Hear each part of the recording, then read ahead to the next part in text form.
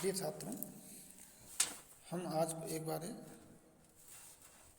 सुखनासोप देश के जहाँ से हमने पूर्व में अध्ययन करके विराम लिया था उसके अगले गद्यांश का अध्ययन प्रारंभ कर रहे हैं। इसमें भी कवि ने और लक्ष्मी की जो उसका स्वरूप है, खास तौर से राजाओं के लिए, समाज के लिए, और उसको जो है विकृत रूप में प्रस्तुत किया है, तो उसके वर्णन करते हुए कवि ने लिखा है। प्रस्तुत गद्यांश में देखेंगे हम। अप्रत्यय बहुला च दिवसांत कमलमिव समुपचित मूलदंड कोश मंडलमपि मुंचति भूभुजम लतेव विटपकान अध्यारोहति गंगे वसुधनन्यपि तरंग बुध बुध चंचला। प्रसंग में लगभग शब्द का समान सा ही है, जैसे कि प्रस्तुत गद्यांश से महाकवि बाणभट्ट है सुखनासोपदेश प्रसंगे लक्ष्म्याः दुष्प्रभावं वर्णयन् कथयति यत् लक्ष्मी सर्वासु अवस्थासु अपि राजानमपि मुंचति। कह रहे हैं अप्रत्यय बहुला, यानी ये अत्यंत अविश्वसनीय है। प्रत्यय विश्वास, ये अत्यंत अविश्वसनीय है। तथा दिवसांत कमलम, यानी सूर्यास्त के समय जैसे कमल सिमट जाता है, कमल की जो शोभा समाप्त होती है, पंखुड़ियाँ सिमट जाती है, उसी प्रकार से ये भी समुपचित मूल दंड कोश मंडल में भी मुंचति भूभुजम, भूभुजम या राजाओं को मुंचति छोड़ देती है। और किस प्रकार राजाओं को, कि जिनके पास सब प्रकार के मूल है, दंड है, कोश यानी खजाना है, इस प्रकार मंडल छत्र आदि है, जो सब प्रकार की सारी सुविधाओं से, वैभव से संपन्न राजाओं को भी जैसे सूर्यास्त के समय दिन जो कमल को छोड़कर चला जाता है, उसी प्रकार ये लक्ष्मी भी राजाओं को छोड़कर उनको श्रीहीन बना देती है।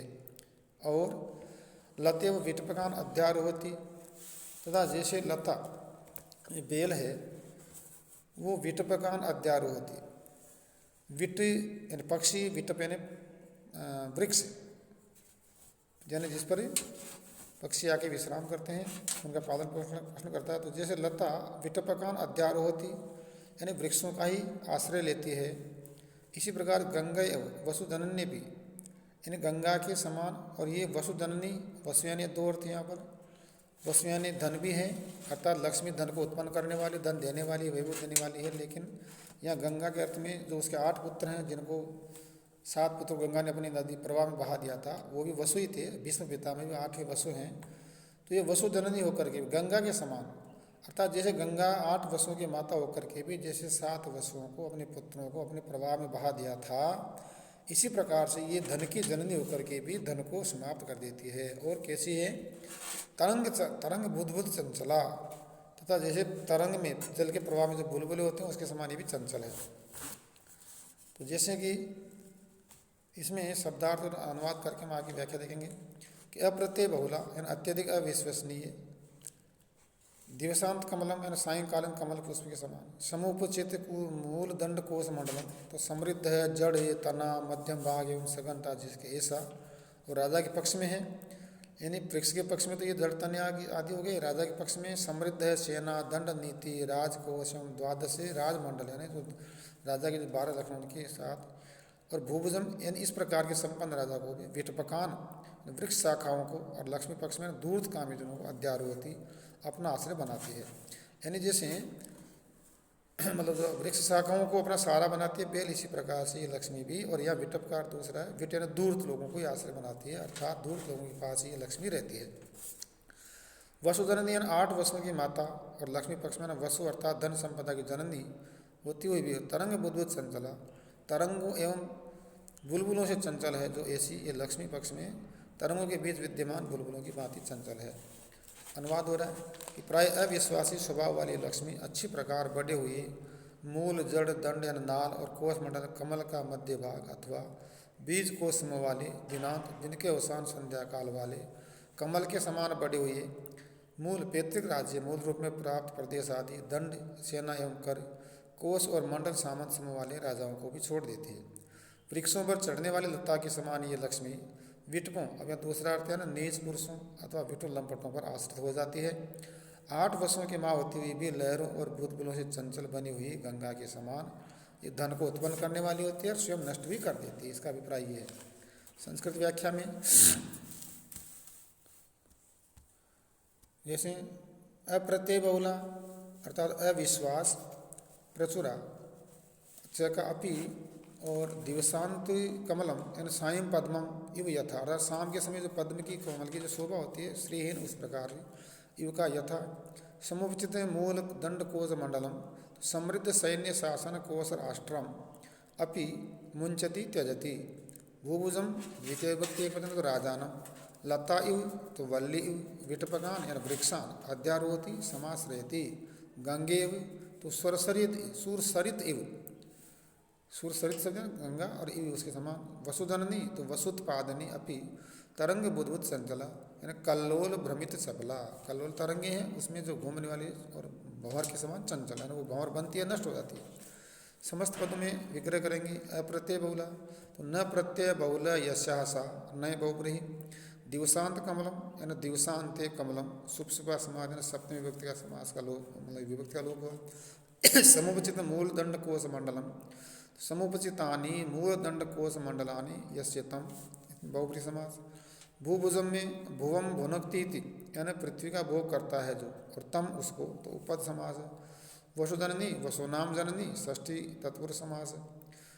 तरंग बुद्बुद संचला, तरंगाणाम बुद्बुद ही चंचला यानी तरंगों के समान, तरंगों की जो बुलबुलें हैं और उनके समान चंचला, तो तत्पुरुष समास हुआ। व्युत्पत्ति में प्रत्यय यानी प्रति उपसर्ग इन धातु और अ, इससे प्रत्यय बना, इसका अर्थ विश्वास है। बहुला बहुल धन टाप प्रत्यय। समुपचित में समुपसर्ग उप उपसर्ग और ची धातु का प्रत्यय। भूभुजम में भू शब्द है भुज धातु और कृ प्रत्यय। विटपकान यानी विटप शब्द है कन प्रत्यय, फिर सस प्रत्यय द्वितीय विभक्ति बहुवचन का। अध्यारोहति तो अधि उपसर्ग है, आंग उभि उपसर्ग है, रूह धातु और तिप प्रत्यय तथा लट लकार है। जननी में जनन शब्द और अंगी प्रत्यय, मतलब जनन धातु अंगी प्रत्यय हुआ स्त्रीलिंग में, फिर जन धातु से वैसे अंगी प्रत्यय होगा। चंचला में चंचल शब्द और टाप प्रत्यय है। अगला गद्यांश है कि दिवस कर गतिरिव प्रकटित विविध संक्रांति ही, पाताल गुहेव तमो बहुला, हिडिम्बेव भीम साहसिक हार्य हृदया, प्रावृड वाचिर द्युति कारिणी, दुष्ट पिशाचिव दर्शित अनेक पुरुषोच्छ्राया, स्वल्प सत्वम उन्मत्ति करोति। अस्मिन् गद्यांशेऽपि प्रसंगमस्ति। अस्मिन् गद्यांशेऽपि कविः लक्ष्म्याः दुष्प्रभावं वर्णयन् कथयति, अर्थात लक्ष्मी कस्यापि आदरं नैव करोति, कस्यापि पार्श्वे स्थायी रूपेण नैव वसति। अनुवादम जैसे कि दिवस कर गति, दिवस करें सूर्य, सूर्य की गति के समान प्रकट विविध संक्रांति यानी कई प्रकार के संक्रांति, संक्रमण यानी एक स्थान से दूसरे स्थान पर जाना उसको संक्रमण कहते हैं। और सूर्य की 12 संक्रांति होती है, यानी सूर्य प्रत्येक माह में एक राशि पर अपना स्थान परिवर्तन करते हैं, उसी को संक्रांति कहते हैं। जैसे मकर संक्रांति का मतलब सूर्य मकर राशि में प्रवेश करते हैं, उस दिन मकर संक्रांति होती है। इसी प्रकार हमारी 12 राशियां हैं, उनमें सूर्य प्रत्येक में एक महीने पश्चात परिवर्तन करके प्रवेश करते हैं, उसी को संक्रांति कहते हैं। तो जैसे सूर्य प्रत्येक माह में संक्रमण करके स्थान परिवर्तन करते हैं, ये लक्ष्मी भी उसी प्रकार से अनेक प्रकार की संक्रांतियों को प्रकट करती है। तो सूर्य की गति के समान ये लक्ष्मी भी स्थान परिवर्तन करती रहती है। और कैसी? पाताल गुहेव तमो बहुला, जैसे पाताल की गहरी गुफा होती है उसके समान अत्यंत अंधकार से युक्त है। अर्थात लक्ष्मी जहाँ पर आएगी उस व्यक्ति का अज्ञान समाप्त हो जाएगा, वो अज्ञानी हो जाएगा, अज्ञान से मतलब ग्रसित हो जाएगा। दूसरा कैसी है? हिडिम्बे भीम साहसिक हारी हृदया, लक्ष्मी कैसी है कि हिडिम्बा के समान, अर्थात जो हिडिम्बा राक्षसी थी और 5 पांडवों में से जो भीम अत्यंत बलशाली थे, उसको उसने अपनी शक्ति के प्रभाव से, मतलब भीम की शक्ति से प्रभावित होकर के उससे अपने पति रूप में उसका वर्ण किया था। तो जैसे साहसिक हारी हृदया यानी साहस के ही मतलब स्वीकार करके उसी को अपना पति वर्ण करती है, इसी प्रकार से लक्ष्मी भी बलशाली के पास ही रहती है, इसका अभिप्राय हुआ। प्रावृड्य अचिर द्युतिकारिणी, प्रावृड्य ने वर्षा ऋतु में जैसे बिजली चमकती है, पल भर के लिए प्रकाशित होती है, अत्यंत तीव्र प्रकाश करती है, बाद में अंधेरा हो जाता है, इसी प्रकार से लक्ष्मी भी और बहुत कम समय के लिए ही और लोगों को प्रकाशित करती है, अर्थात कम समय ही लोगों के पास रहती है और उसके पश्चात वापस उनको कंगाल बना देती है।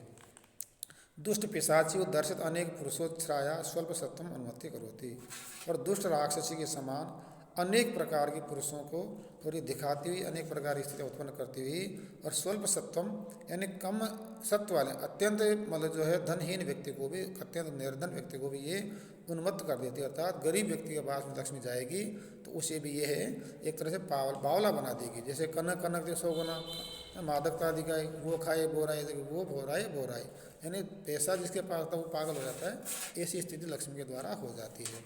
शब्दार्थ में दिवसकर गति ही यानी सूर्य की गति, प्रकटित विविध संक्रांति अनेक संक्रांतियों को प्रकट करने वाली, लक्ष्मी के पक्ष में अनेक व्यक्तियों के पास संक्रमण यानी संसर्ग से रहने वाली। फिर पाताल गुहा यानी पाताल रूपी गुहा, और तमोबहुला यानी अत्यधिक अंधकार वाली, लक्ष्मी पक्ष में अत्यधिक तमोगुण वाली।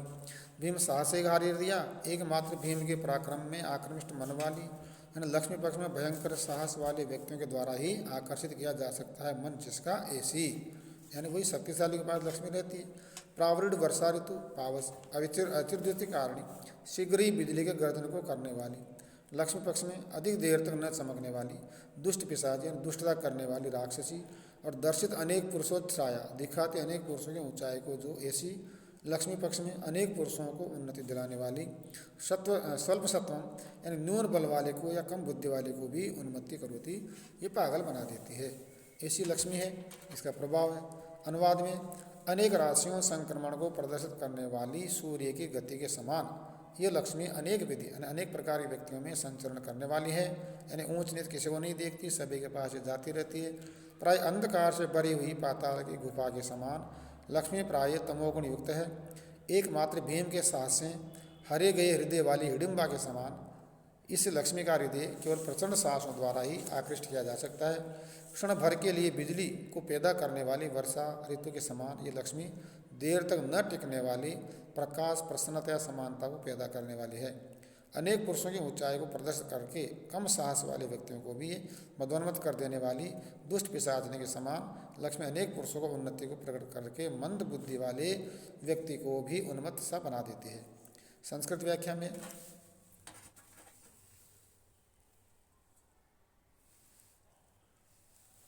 दिवसकर गति ही तो रवि गमनम इव यथा प्रकटित विविध संक्रांति दर्शित अनेक संक्रमण पाताल गुहा रसातल दरी इव का यथा।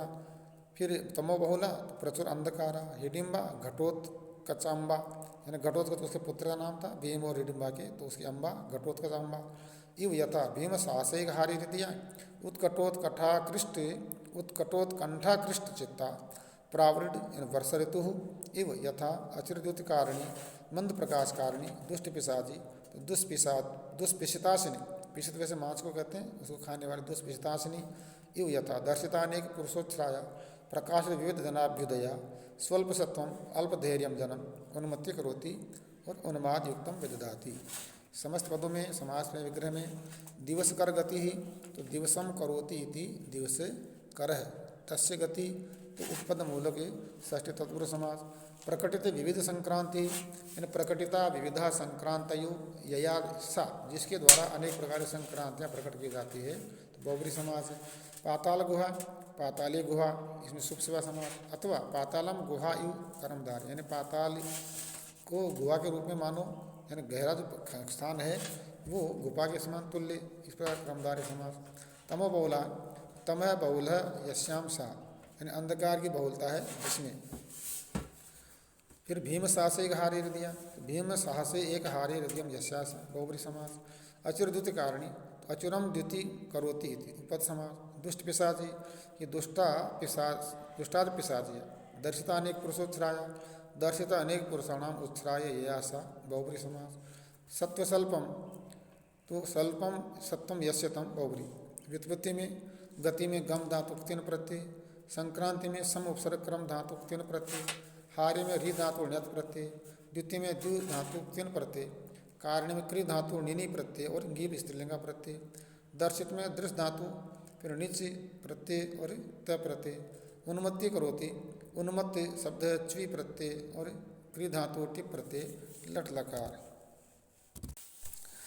अगला गद्यांश सरस्वती प्रियगृहीतम ईर्ष्यव न आलिंगति जनम गुणवंतम अपवित्रम इव न स्पृशति, उदार सत्वम अमंगलम इव न बहुमन्यते, सुजनम अनिमित्तम इव न पश्यति, अभिजातम अहिमिव लंघयति। यानी लक्ष्मी के बारे में बता रहे हैं कि इसका कैसा स्वरूप है कि सरस्वती परिगृतम, जिस पर सरस्वती की कृपा होती है उस व्यक्ति को ये ईर्ष्या करती है, उसका आलिंगन नहीं करती है। अर्थात विद्वान व्यक्ति के पास लक्ष्मी नहीं जाती, जो विद्वान व्यक्ति होता है वो प्राय निर्धन होता है। गुणवंतम अपवित्रम यून स्पृशति, ये भी अच्छे गद्यांश से व्याख्या के दृष्टि से पूछे जाने वाले। तो गुणी व्यक्ति होता है, मानो उसे अपवित्र मानती हुई उसका स्पर्श ही नहीं करती है। उदार सत्वम अमंगलम यून बहुमन्यते, तो उदार विचारधारा का व्यक्ति होता है, मानो उसे अमंगल मानती हुई उसको ये और उसका उल्लंघन कर जाती है, उसके पास भी नहीं रहती है, उसको बहुत आदर नहीं देती है। सुजनम अनिमित्तम यूं न पश्यति, अच्छे व्यक्ति को ये अपशकुन मान के उसकी ओर देखती ही नहीं है। अभिजातम अहिमी उल्लंघयति, और जो कुलीन व्यक्ति होता है उसको सांप की तरह लांग जाती है, जैसे रास्ते में सांप आ जाए हम उसको लांग जाते हैं, इसी प्रकार से मानो ऐसे व्यक्ति का उल्लंघन कर देती है।